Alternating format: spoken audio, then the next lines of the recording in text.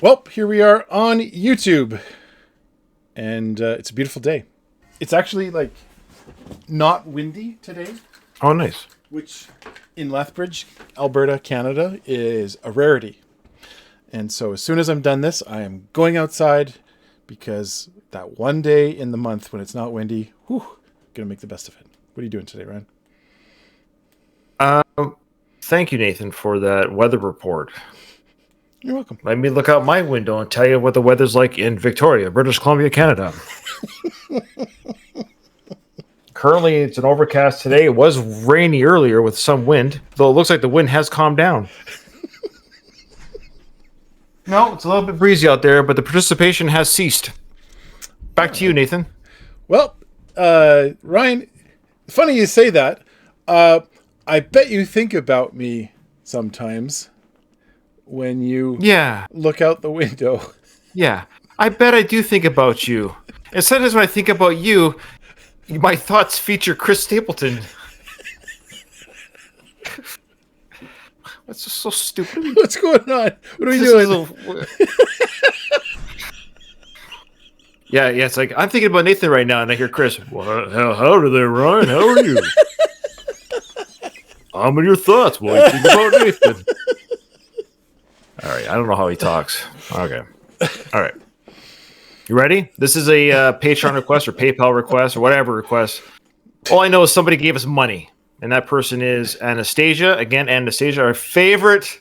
It's my favorite Disney princess. I'm telling you right now. It's not a Disney princess. She's the hottest.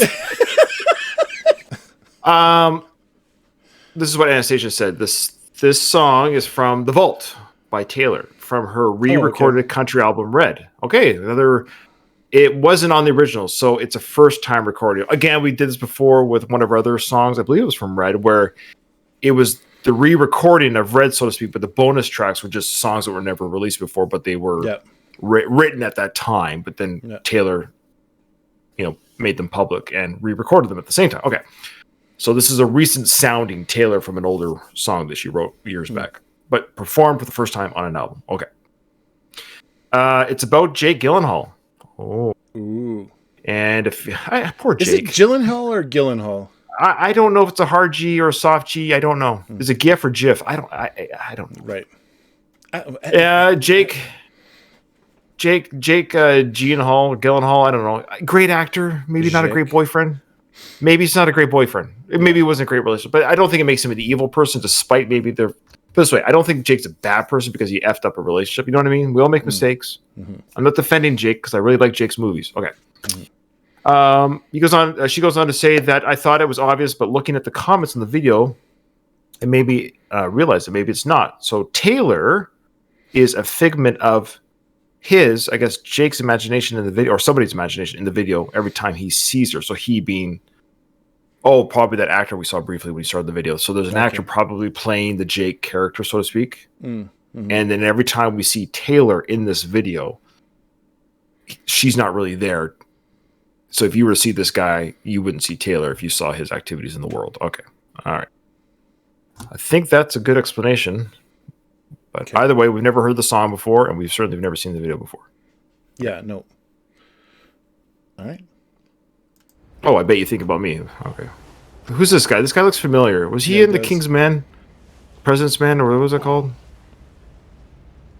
I will never forget the first time that I met. Oh, wait, he's Top Gun. Maverick. He wasn't that. Wowza. That is the most beautiful girl in the world. Was he in Top Gun Maverick? Had the sweetest eyes, the softest smile. 3 a.m. and I'm still awake. I'll bet you're just fine, fast asleep in your city. It's better than mine. And the girl in your bed has a fine pedigree. And I'll bet your friends tell you she's better than me. I love the harmonica. Great. Yeah. Very country sound. I tried to fit in with your upper crust circles. Yeah, they let me sit in back when we were in love. Oh, they sit around talking about the meaning of life in the book that just saved them that I hadn't heard of.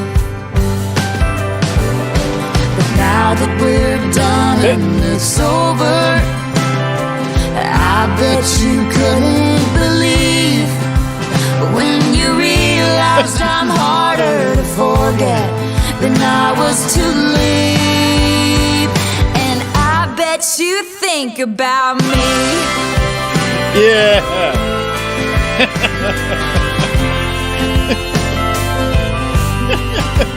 You grew up in a silver spoon gated community, glamorous, shiny, bright Beverly Hills. Everyone's wearing white. This is gonna go very badly. Wasn't a mansion, just living room dancing and kitchen table bells. But you know what they say, you can't help who you fall for. And you and I fell like an early spring snow, but reality crept in. You said we're too different. You laughed at my dreams, rolled your eyes at my jokes. Mr. Superior thinking, do you have all the space that you need? I don't have to be your shrink to know that you'll never be happy. And I bet you think about me. Finger? Wow. I bet you think about me. Yes, I bet you think about me. Oh, block it all out. The voice is so loud saying, why did you let her go?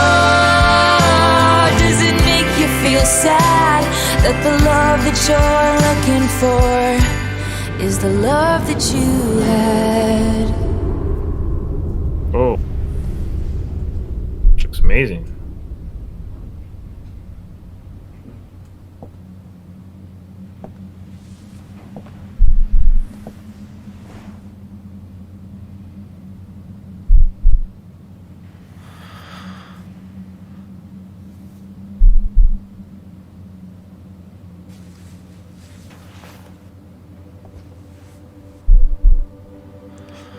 That heartbeat is so cool. Now you're out in the world, searching for your soul, scared not to be hip, scared to get old, chasing make-believe status. Last time you felt free was when none of that shit mattered, 'cause you were with me. But now that we're done and it's over, I bet it's hard to believe, but it turned out I'm harder to forget than I was to leave. Oh, cool. I bet you think about me.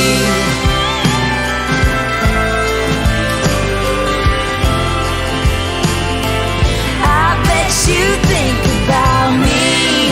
Yes, I bet you think about me.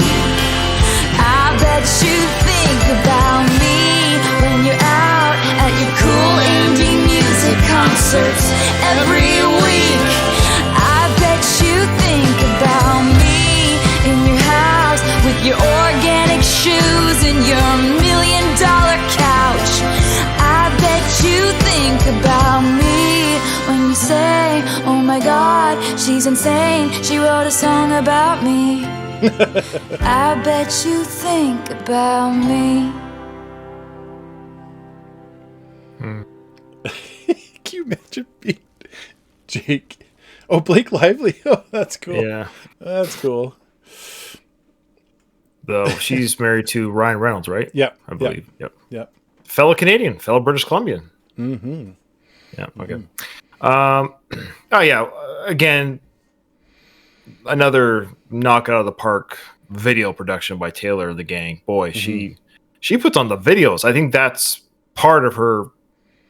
I would say what makes her the star that she is. She really puts on a music video, right? It's a story and a movie production. A little COVID safety message there. Miles Teller.